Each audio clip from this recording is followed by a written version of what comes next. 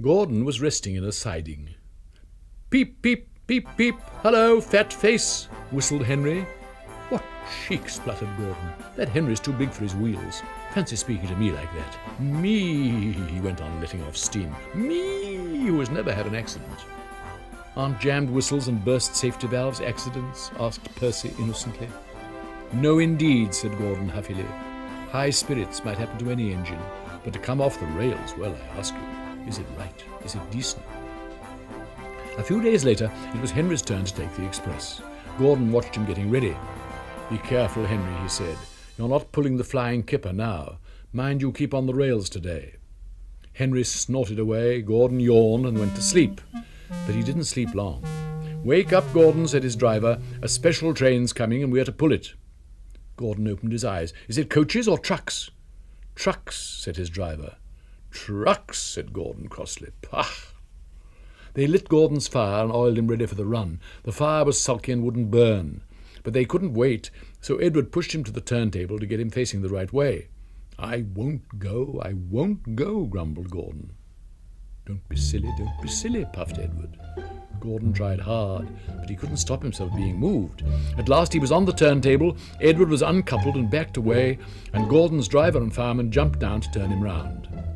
The movement had shaken Gordon's fire. It was now burning nicely and making steam. Gordon was cross and didn't care what he did. He waited till the table was halfway round. I'll show them, he hissed, and moved slowly forward. He only meant to go a little way, just far enough to jam the table and stop it turning, as he had done once before, but he couldn't stop himself, and slithering down the embankment, he settled in a ditch. Oosh, he hissed as his wheels churned the mud. Get me out, get me out! Not a hope, said his driver and fireman. You're stuck, you silly great engine, don't you understand that? They telephoned the Fat Controller. So Gordon didn't want to take the special and ran into a ditch, he answered from his office. What's that you say? The special's waiting? Tell Edward to take it, please. And Gordon? Oh, leave him where he is. We haven't time to bother with him now. A family of toads croaked crossly at Gordon as he lay in the mud. On the other side of the ditch, some little boys were chattering. Coo, doesn't he look silly? They'll never get him out. Pshaw, said Gordon, and blew away 3 tadpoles and an inquisitive newt. Gordon lay in the ditch all day. Oh dear, he thought, I shall never get out. But that evening they brought floodlights. Then with powerful jacks they lifted Gordon and made a road of sleepers under his wheels to keep him from the mud. Strong wire ropes were fastened to his back end, and James and Henry, pulling hard, at last managed to bring him to the rails. Late that night, Gordon crawled home, a sadder and a wiser engine.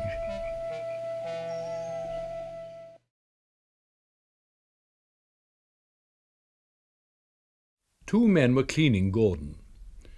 Mind my eye, Gordon grumbled. Shut it, silly. Did you ever see such mud, Bert? No, I never, Alf. You ought to be ashamed, Gordon, giving us extra work. The hosing and scrubbing stopped. Gordon opened one eye, but shut it quickly. Wake up, Gordon, said the Fat Controller sternly, and listen to me. You will pull no more coaches till you're a really useful engine. So Gordon had to spend his time pulling trucks. Goods trains, he muttered. He felt his position deeply. That's for you, and you, and you, Gordon said crossly. Oh, screamed the trucks as he shunted them about the yard. Trucks will be trucks, said James, watching him. They won't with me, snorted Gordon. I'll teach them, go on. And another truck scurried away. They tried to push me down the hill this morning, Gordon explained. It's slippery there. You'll probably need some help. I don't need help on hills, said James huffily. Gordon laughed and got ready for his next train. James went away to take the express. Slippery hills indeed, he snorted. I don't need help. Come on, he puffed. All in good time, grumbled the coaches. The train was soon running nicely, but a distant signal checked them close to Gordon's Hill. Gordon's Hill used to be bleak and bare. Strong winds from the sea made it hard to climb. Trees were planted to give shelter, and in summer the trains run through a leafy avenue. Now autumn had come, and dead leaves fell. The wind usually puffed them away, but today rain made them heavy and they did not move. The home signal showed clear, and James began to go faster. He started to climb the hill. I'll do it, he puffed confidently. Halfway up he was not so sure. I must do it, he panted desperately. But try as he would, his wheels slipped on the leaves and he couldn't pull the train at all. What's the matter, he gasped. Steady, old boy, steady, soothed his driver. The train slowly stopped. Then, help, help, help, whistled James, for though his wheels were turning forwards, the heavy coaches pulled him backwards and the whole train started slipping down the hill. His driver shut off steam, carefully put on the brakes, and skillfully stopped the train. Phew, he sat down and mopped his face. I've never known that happen before. Back to the station, said the fireman, taking charge, and send for a banker. So the guard warned the signalman, and they brought the train safely down. But Gordon, who had followed with the goods train, saw what had happened. I thought you could climb hills, he chuckled. James didn't answer. He had no steam. Ah, well, we live and learn, said Gordon. We live and learn. Never mind, little James, he went on kindly. I'm going to push behind. Whistle when you're ready. James waited till he had plenty of steam, then peep, peep, he called. Poop, poop, poop. Pull hard, puffed Gordon. We'll do it, puffed James. Pull hard, we'll do it. The engines puffed together. Clouds of smoke and steam towered from the snorting engines as they struggled up the hill. We can do it, puffed James. We will do it, puffed Gordon. The greasy rails sometimes made Gordon's wheels slip, but he never gave up, and presently he reached the top. We've done it, they puffed. Gordon stopped. Poop, poop, he whistled. Goodbye. Beep, beep, beep, beep. Thank you. Goodbye, answered James. Gordon watched the coaches wistfully till they were out of sight. Then slowly he trundled back to his waiting trucks.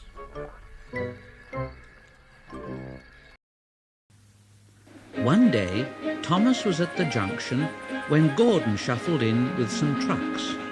Thomas said, "Phew, what a funny smell. Can you smell a smell, Annie and Clarabelle?" "No, I can't smell a smell, Thomas." "Oh, no, I can't smell a smell, Thomas." "Yes, it's a funny sort of smell, isn't it, Gordon, Well, no one noticed it till you did. It must be yours, It isn't. Annie, Clarabelle, do you know what I think it is? It's ditch water." Ditch water? "Yes, ditch water. Goodbye, I'm off." Annie and Clarabelle could hardly believe their ears. They kept telling Thomas, You mustn't be rude. You make us ashamed. "Well, you mustn't be rude. You make us ashamed."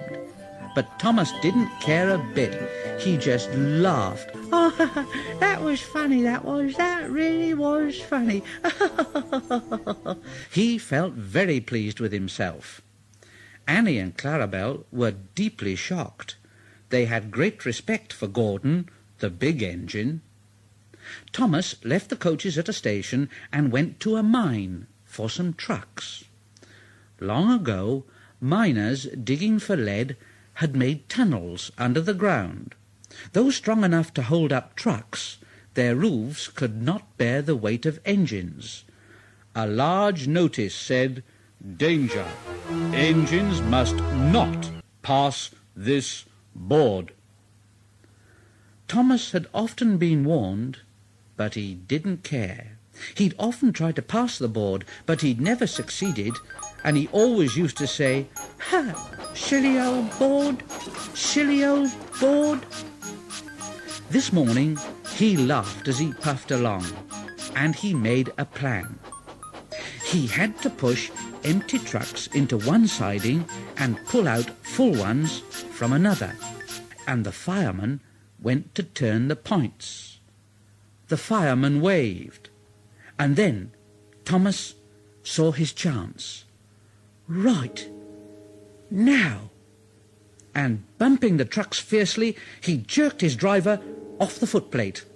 "Hurrah! I've done it! I've done it!" And laughing like anything, Thomas followed the trucks into the siding, past the notice board. But suddenly there was a rumbling and a groaning, and the rails quivered. The fireman jumped clear just as the ground sank and sank, and the rails sagged and broke, and Thomas dropped right down into the big hole that had suddenly appeared. Oh dear! Shh, shh! Oh, fire and smoke! I'm sunk! And he was. He could just see out of the hole, but he couldn't move. Oh dear! Oh, I am a silly little engine, no. Yes, and a very naughty one too, Thomas. I saw you. It was the fat controller.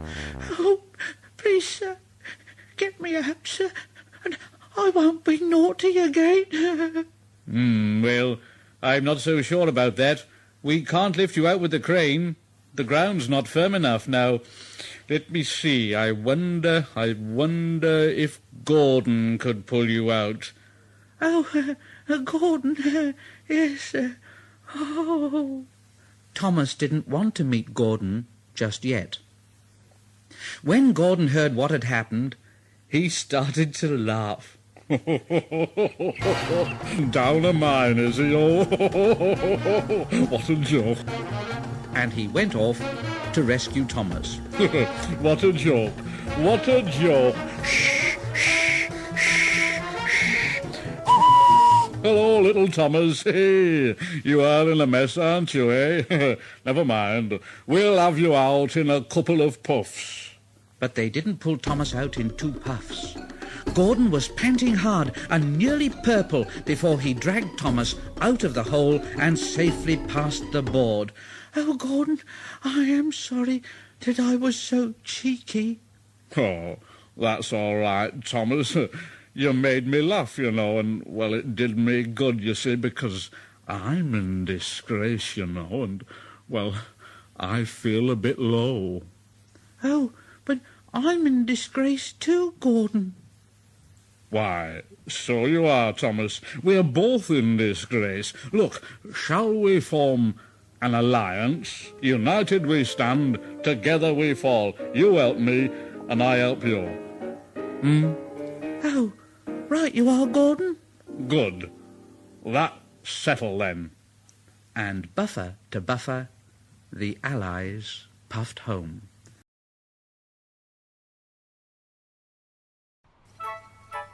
The stations on the line were being painted. The engines were surprised. Well, because the Queen is coming. The engines in the shed were excited and wondered who would pull the royal train. Edward knew it wouldn't be him. Well, I'm too old to pull important trains. Gordon knew it wouldn't be him. Well, I'm in disgrace. The fat controller would never choose me. But James, the red engine, was confident. Well, he'll choose me, of course. There's no doubt about it. No doubt about it at all. But Henry couldn't agree. Choose you? Choose you? You can't climb hills. He will ask me to pull it, and I'll have a new coat of paint. You wait and see. The days passed, and Henry puffed about proudly, quite sure that he would be the royal engine. One day, when it rained, Henry's driver and fireman stretched a tarpaulin from the cab to the tender to keep themselves dry. A painter was climbing a ladder above the line. Henry's smoke puffed upwards in a big cloud. The painter choked and couldn't see. He missed his footing on the ladder, dropped his paint pot and fell, plop, onto Henry's tarpaulin. The paint poured all over Henry's boiler and trickled down each side, and the paint pot perched on Henry's dome. The painter clambered down and shook his brush at Henry. Ah, you spoil my clean paint with your dirty smoke, and then you take the whole lot and make me go and fetch some more. Oh dear, oh dear, oh dear. The fat controller came pushing through the crowd. Dear me. You look like an iced cake, Henry. That won't do for the royal train. Oh, no.